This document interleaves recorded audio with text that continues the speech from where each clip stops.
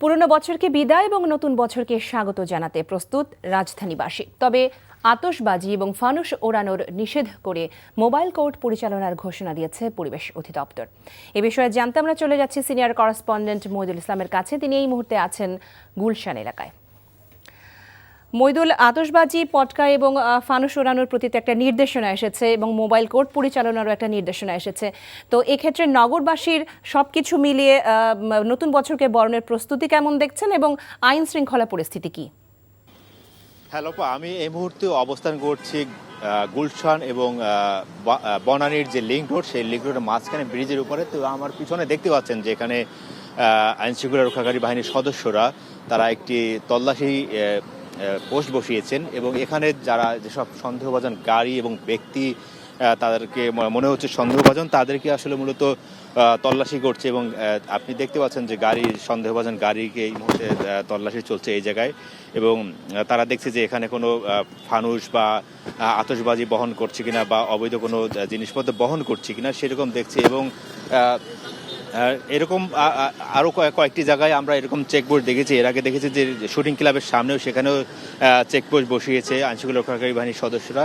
মোটামুটি ঢাকার অনেক জায়গায় এরকম চেকপোস্ট বসিয়ে তল্লাশি করা হচ্ছে সন্দেহভাজন ব্যক্তি এবং গাড়িকে, যাতে কোনো ধরনের অপ্রীতিকর ঘটনা না ঘটে এই 31st নাইট উদযাপনকে কেন্দ্র করে। এবং আপনি জানেন, একটু আগে বলেছেন যে হাইকোর্ট থেকে একটি নির্দেশনা আছে, আতশবাজি ফোটানো যাবে না এবং ফানুস উড়ানো যাবে না, কারণ এগুলোতে অনেক নিরাপত্তা ঝুঁকি থাকে। সেই কারণে এগুলো উড়ানো এবং সে ব্যাপারে নিষেধাজ্ঞা আছে। সেই কারণে মূলত একটি কড়াকড়ি আরোপ করা হয়েছে। এবং এছাড়া বিভিন্ন জায়গায় মোবাইল কোর্ট পরিচালনা করছে এবং বিভিন্ন জায়গায় অভিযান চালানো হচ্ছে যে আসলে এই ধরনের দ্রব্য এবং এই ধরনের আতশবাজি বা ফানুসের কোনো ওড়ানোর কোনো প্রস্তুতি আছে কিনা সেরকম তারা কয়েকটি জায়গায় অভিযান ও পরিচালনা অলরেডি করছে। এবং আরও রাত 10টার পরে এরকম আরও কয়েকটি জায়গায় অভিযান হবে। এবং 31st উদযাপনের আরেকটি জায়গা হলো ঢাকা বিশ্ববিদ্যালয় টিএসসি, এবং সেখানেও যাতে বহিরাগত কোনো ব্যক্তি যাতে প্রবেশ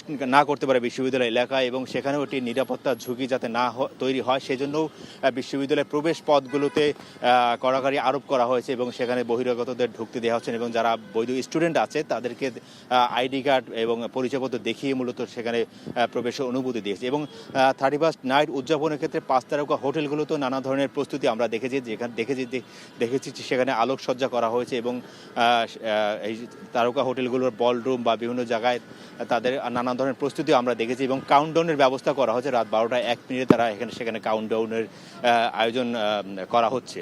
তো 31st নাইট উদযাপনের এই ছিল নগরীর অবস্থা। লোপা।